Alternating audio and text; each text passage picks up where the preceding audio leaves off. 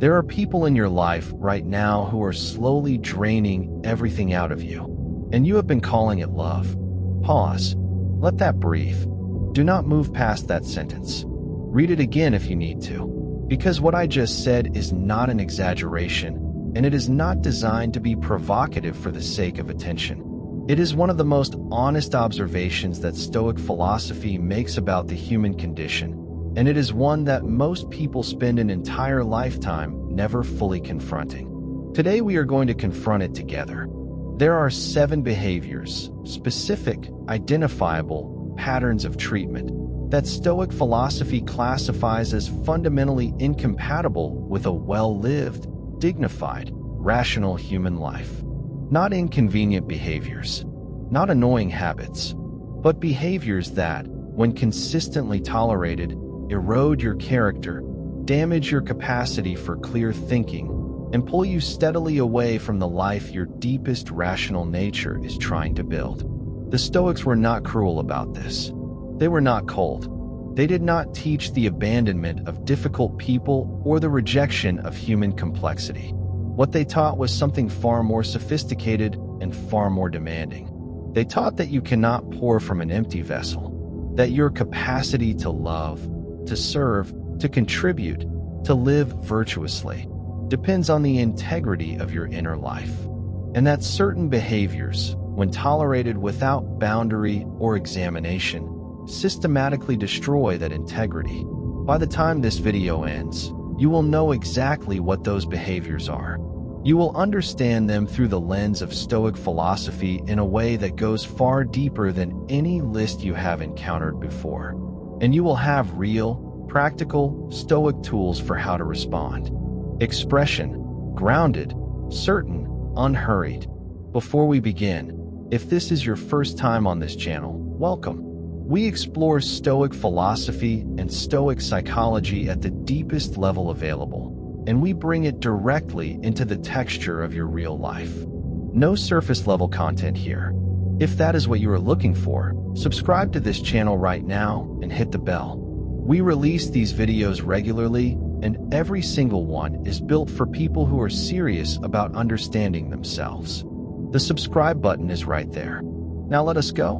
Behavior 1. Consistent disrespect disguised as honesty. The first behavior that Stoic philosophy identifies as unacceptable is one of the most common and one of the most cleverly disguised. It is consistent disrespect delivered under the cover of honesty. You know this behavior. You have almost certainly experienced it. It sounds like this. I am just telling you the truth. I am only saying this because I care about you. Someone has to be honest with you. I am not trying to be mean. I am just being real. And behind those phrases, those reasonable-sounding, even generous-sounding phrases, there is a pattern of diminishment, a consistent habit of pointing out your flaws, your failures, your inadequacies, your mistakes. A relationship in which the other person has appointed themselves the permanent auditor of your shortcomings and presents their cruelty as a service. The Stoics made a distinction that cuts right through this pattern with surgical precision. They distinguished between what is genuinely useful and what merely feels powerful to say. Marcus Aurelius wrote, "If someone is able to show me that what I think or do is not right, I will happily change. But if someone simply wants to make me feel bad, that is a different matter entirely." Expression, lean forward slightly. That distinction is everything.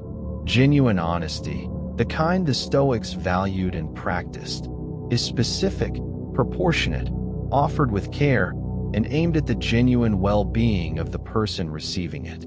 It says, "I noticed something that I think might be useful for you to see, and I am telling you because I respect you enough to be real with you." Disguised disrespect says, "I notice everything wrong with you. I say it whenever it occurs to me.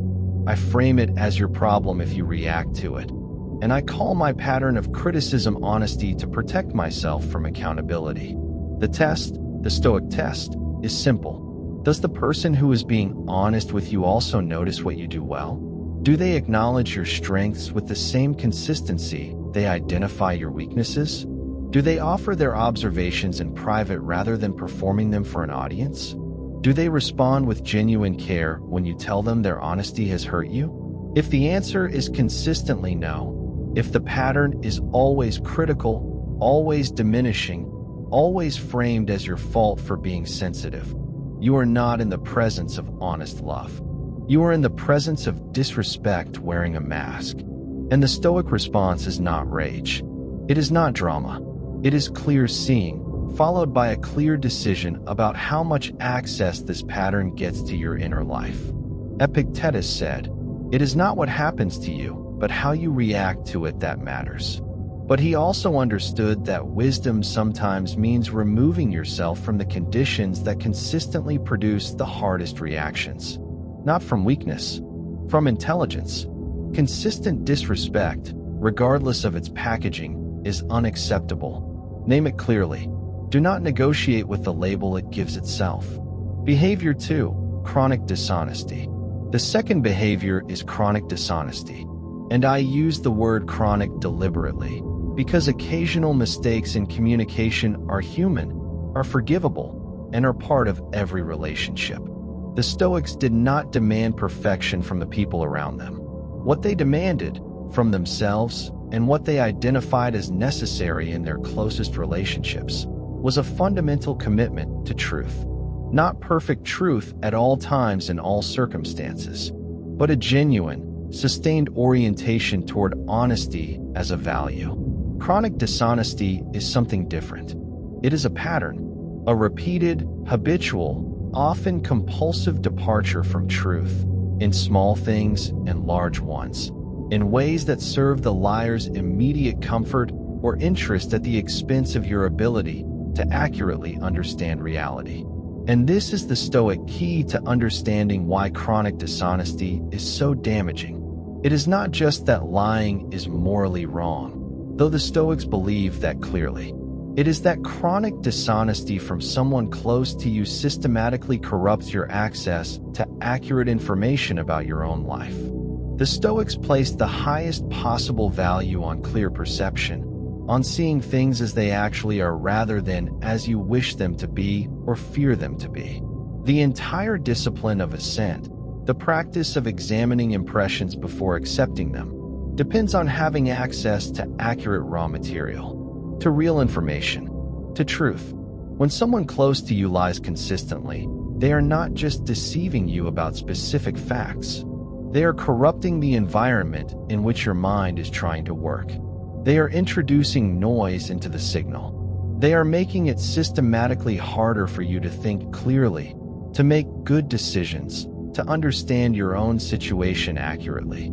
Marcus Aurelius wrote in the Meditations about the importance of surrounding yourself with people of good character, not because he was naive about human imperfection, but because he understood that character is contagious, that the people you spend the most time with shape the quality of your own perception and your own thinking in ways you often cannot see directly. A chronic liar in your inner circle is not just a moral problem. They are a cognitive problem, a philosophical problem, a threat to the very capacity for clear thinking that the Stoics considered the highest human faculty. The Stoic response to chronic dishonesty is not naive forgiveness that enables continuation. It is not explosive rage. It is the calm, clear recognition that someone who consistently chooses deception over truth is someone whose access to your inner circle must be reconsidered. Not with hatred, not with punishment, but with honest acknowledgement of what the pattern means and what it costs you. Truth is not negotiable in a Stoic life, and the people closest to you must, at minimum, be genuinely trying to tell it. Behavior 3, manipulation through guilt and emotional debt. The third behavior is one of the most psychologically sophisticated forms of harm that one person can inflict on another, and it is one of the hardest to name while you are inside it. It is manipulation through guilt and emotional debt.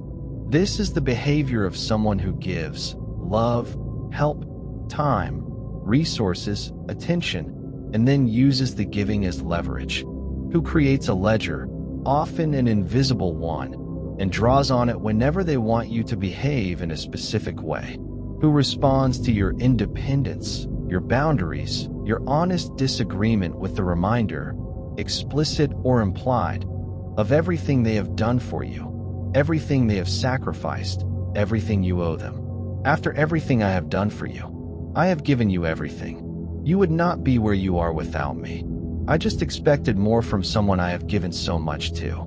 The Stoics identified this pattern with extraordinary clarity because they had a very specific and very beautiful understanding of what genuine generosity actually is. Seneca wrote about this in his essay on benefits, one of the most underread pieces of Stoic writing and one of the most relevant to modern life.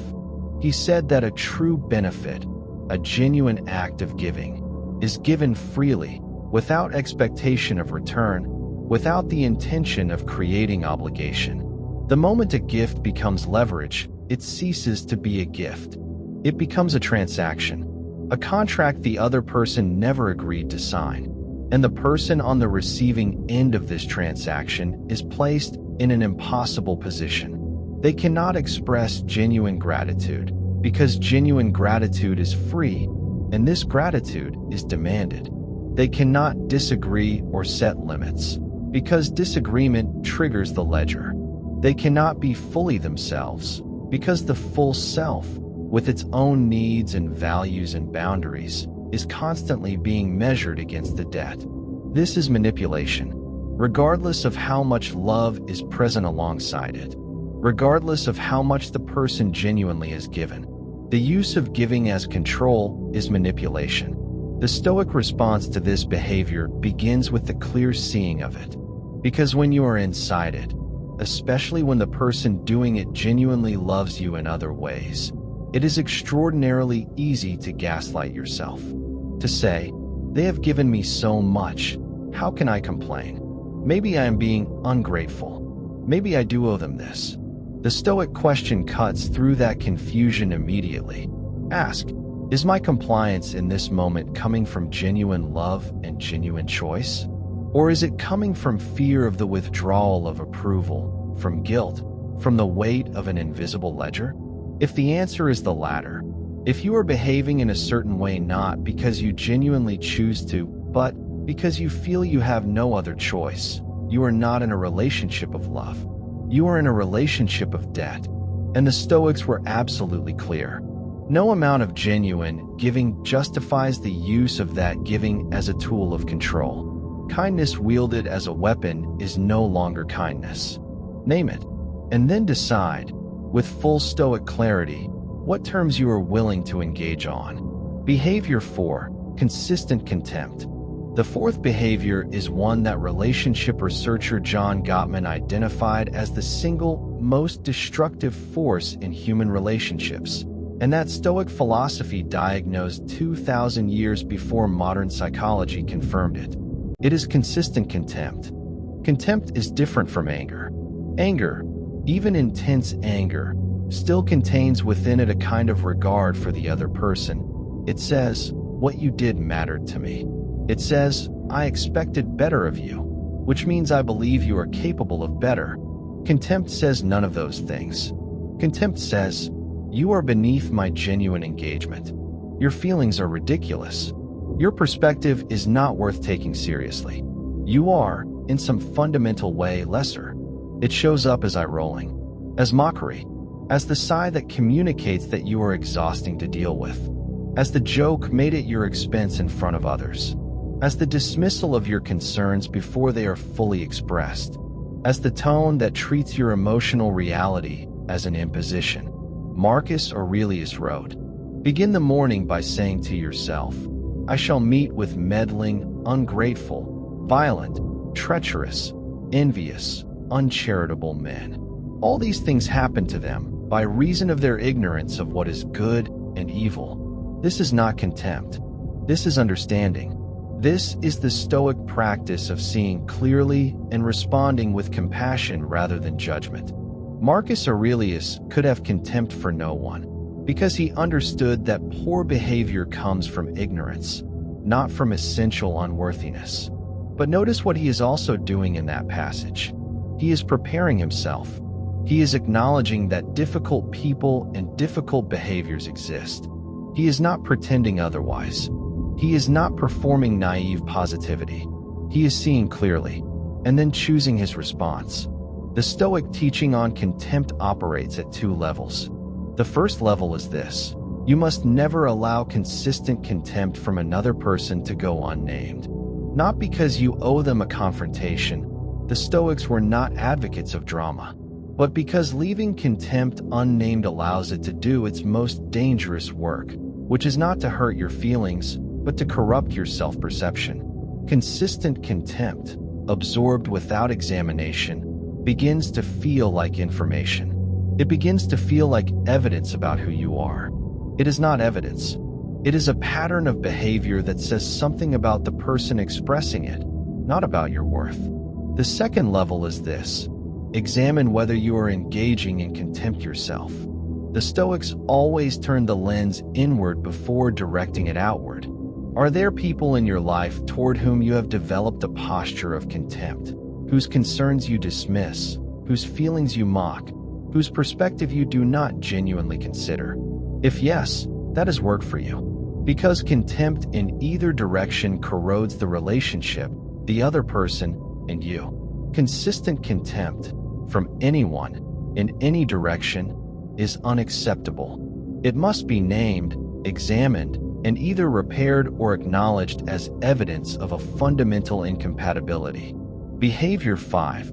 The refusal to take responsibility. The fifth behavior is one that the Stoics would recognize immediately as a failure of the most basic philosophical development. It is the consistent, habitual refusal to take responsibility for one's own actions, choices, and impact. It always someone else's fault. It is always the circumstances. It is always what you did, what they did, what the situation forced. There is always a reason, a good one, a convincing one, a reason that shifts the weight of accountability away from the person who holds it and onto anyone and anything else. This behavior has a technical name in Stoic philosophy. It is the opposite of what Epictetus called the proper use of impressions. The person who refuses responsibility is someone who has, perhaps without even realizing it, fully externalized their locus of agency, who has, over time, constructed a picture of themselves as the permanent object of other people's choices and the world's circumstances, never the subject, never the one who chose. And this is philosophically catastrophic, not just morally inconvenient, catastrophically destructive to the self. Because, and this is the Stoic insight that cuts deepest here, if nothing is ever your fault, then nothing is ever truly in your power. If the bad things that happen to you are always caused by external forces, then so are the good things. You are not an agent. You are a passenger. And a passenger has no real capacity for change, for growth, for the development of character. Epictetus was perhaps the most powerful voice on this. He had been enslaved. His physical circumstances were not in his control. And yet he built one of the most powerful philosophical frameworks for human agency that the world has ever seen, precisely because he understood that even in the most constrained external circumstances, the inner response, the inner choice, the inner relationship to what is happening, that is always yours. No one can take that from you, but you can surrender it. And the person who habitually refuses responsibility is surrendering it voluntarily every time. In your relationships, this behavior looks like this. Every conflict is your fault or someone else's. Every failure has an external cause. Every uncomfortable feedback is reframed as an attack. Apologies, when they come at all, are qualified beyond recognition. I am sorry you felt that way. I am sorry if that came across wrong. I am sorry, but you have to understand that you also. These are not apologies. They are responsibility transfers. The Stoic response to this behavior in others is, first, clarity. Stop accepting the responsibility that is being transferred to you. When a qualified apology lands in your lap that is not really an apology, you do not have to receive it as one. You can say, simply and calmly, "I hear that, and I am still waiting for an acknowledgement of what actually happened." And if the acknowledgement never comes, if the pattern is consistent and resistant to honest engagement, then you are dealing with someone whose inner development has not yet reached the point where genuine relationship is possible. You cannot build anything real with someone who is never wrong, not because you need them to be perfect, but because reality requires that everyone in a genuine relationship be willing to see themselves clearly, including the parts that are responsible for harm. That willingness, that basic philosophical willingness, is not optional. It is the foundation. Behavior 6, chronic negativity and energy drain. The sixth behavior requires the most careful handling of all 7. Because I am not talking about sadness. I am not talking about struggle. I am not talking about the person in your life who is going through something genuinely hard and needs your support and your presence.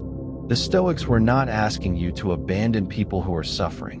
Marcus Aurelius spent his entire reign caring for people in the midst of plague and war. Seneca sat with grief and wrote about it with extraordinary tenderness.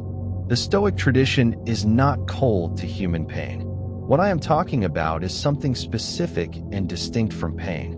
I am talking about chronic negativity as a personality orientation. The person for whom nothing is ever right. For whom every silver lining is a setup for disappointment. For whom good news is temporary and bad news is permanent. For whom your energy, your optimism, your forward movement, your growth is treated as naive, as threatening, as something to be brought back down to a more realistic level. The Stoics describe this as the wrong use of the rational faculty, the application of intelligence and perception not toward understanding reality clearly, but toward building the most comprehensive possible case for why things are hopeless, why people cannot be trusted, why effort is pointless, and why your hope is foolish. Seneca observed that the mind tends to go where it is trained to go. A mind trained in negativity, through habit, through repetition, through the consistent practice of seeing the worst, becomes genuinely incapable of perceiving what is actually possible. It is not lying exactly. It is seeing from inside a very distorted lens and calling the distortion realism. The challenge is that spending significant time in close proximity to chronic negativity is not neutral. It pulls. The Stoics understood, in a way that modern social psychology has confirmed, that emotional states are genuinely contagious. That the quality of thinking in your immediate environment shapes the quality of your own thinking in ways that are difficult to detect in real time. You do not notice the slow lowering of your expectations. You do not notice the gradual dimming of your sense of what is possible. You do not notice the way your vocabulary begins to shift. More complaint, more resignation, more qualified hope that always comes with the disclaimer of why it probably will not work out. But it is happening, quietly, consistently. The Stoic response here is layered. First, examine with honesty whether the negativity is situational or constitutional. Someone in a genuine crisis needs care, not distance. But someone whose negativity is the permanent weather of their inner life, regardless of external circumstances, is someone whose proximity requires careful management. Second, examine your own role. Are you trying to fix the unfixable? Are you pouring your energy into the effort of changing a mindset that the person themselves has not chosen to change? The Stoics were clear that you cannot do another person's philosophical work for them. You can offer perspective. You can model a different way of engaging with difficulty. But you cannot want clarity for someone more than they want it for themselves.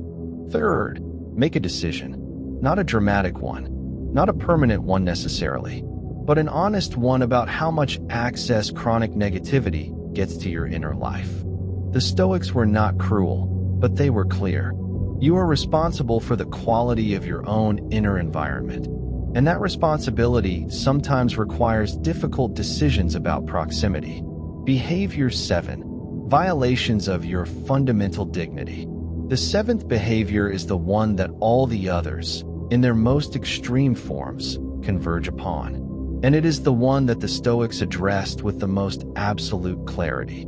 It is any behavior, from any person, in any relationship, under any circumstances, that constitutes a fundamental violation of your dignity as a human being. Physical harm, deliberate humiliation, the systematic undermining of your sense of reality, the use of your vulnerabilities as weapons against you, the treatment of your body, your mind, your emotional life, or your fundamental worth as something that can be used, discarded, mocked, or destroyed.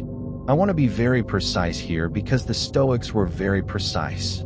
The Stoics believed, with the full force of their philosophical framework, that every human being possesses what they called logos, rational nature, the divine spark of reason that is the defining characteristic of humanity, and that this rational nature, present in every person, is the basis of a dignity that is not conditional, not earned, not dependent on performance or status or the approval of others. It simply is.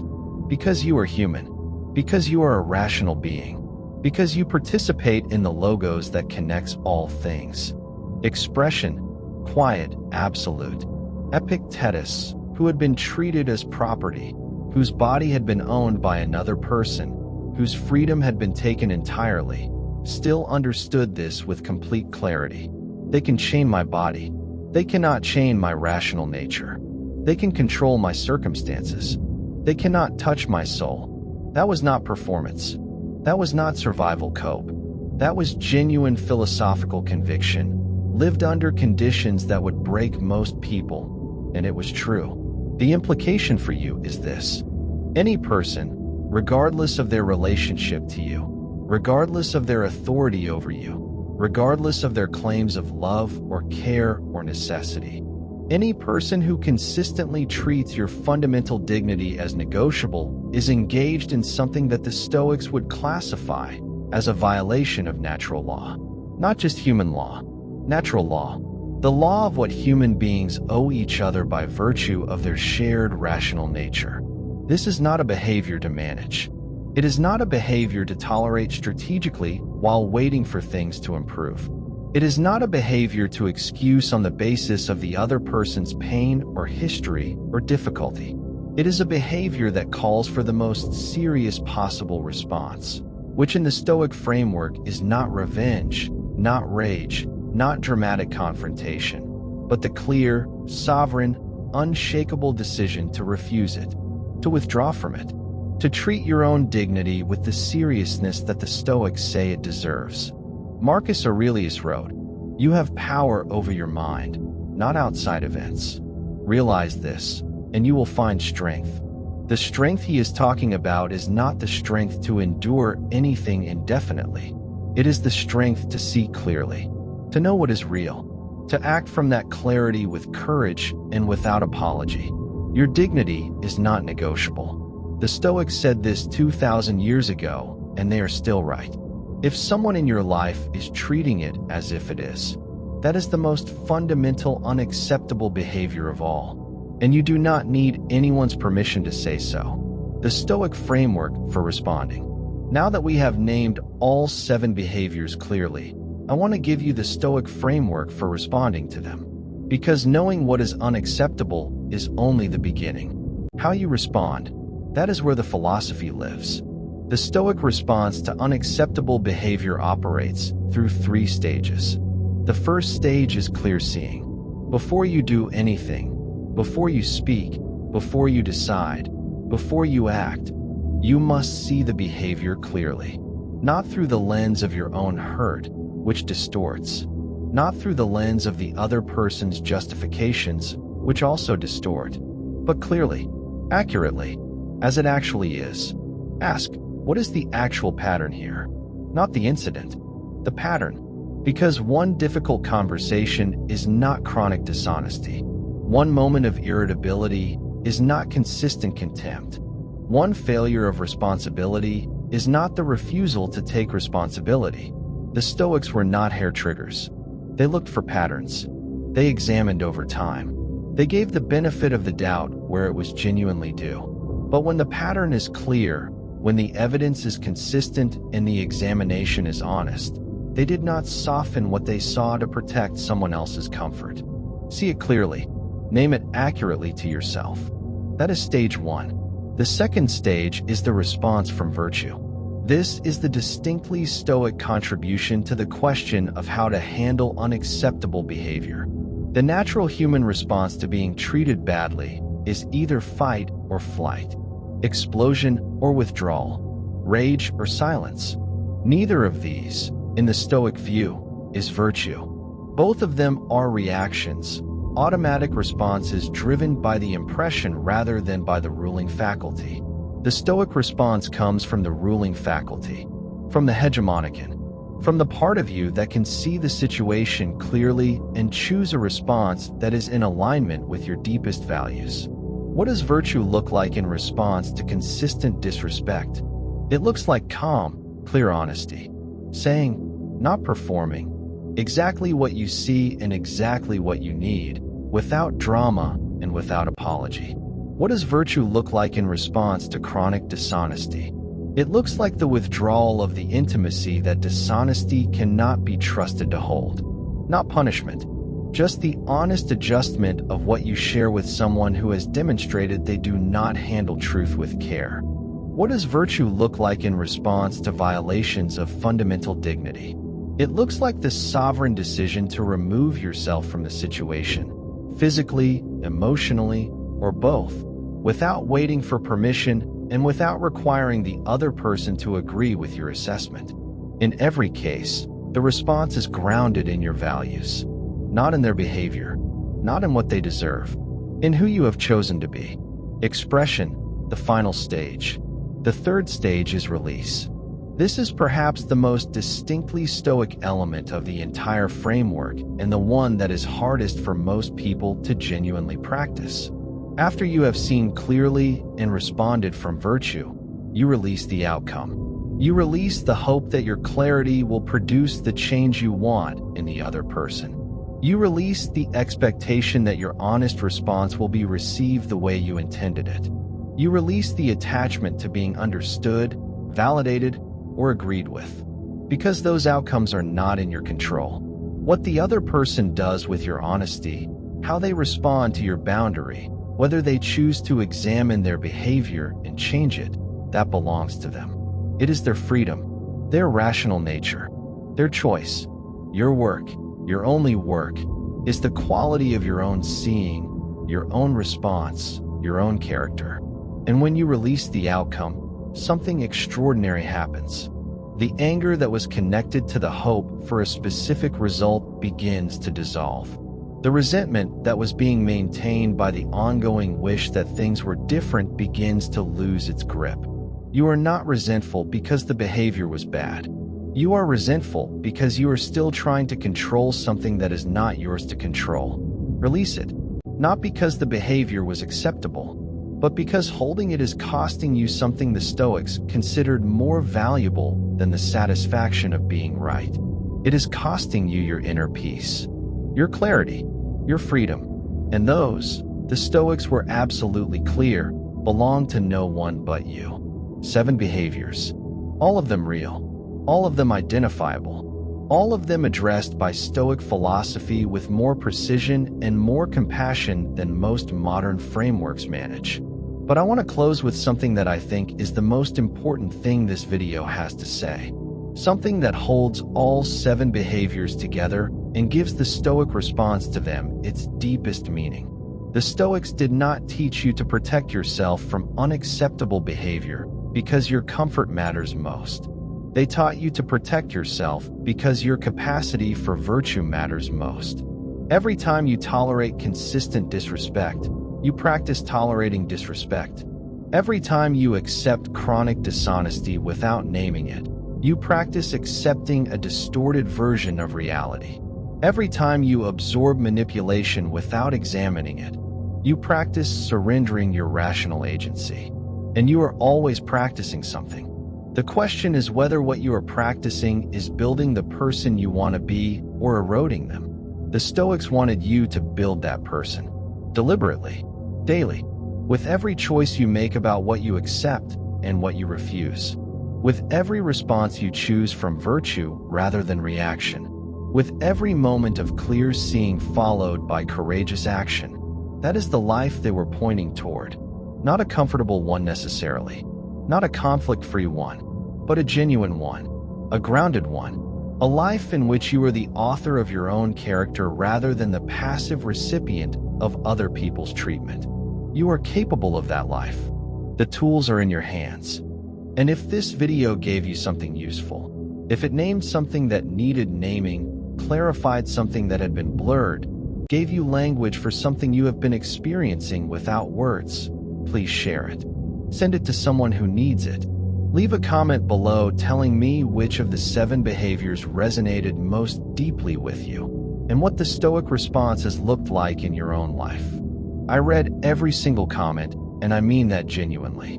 Subscribe to this channel right now if you have not already done so. Hit that bell notification. We release deep Stoic content regularly, and every video is built for people who are done with surface-level answers. The subscribe button is right there, and it takes 3 seconds. Your inner life is worth protecting. The Stoics knew it. And now, so do you. Thank you for being here. Take care of your minds. See you in the next one.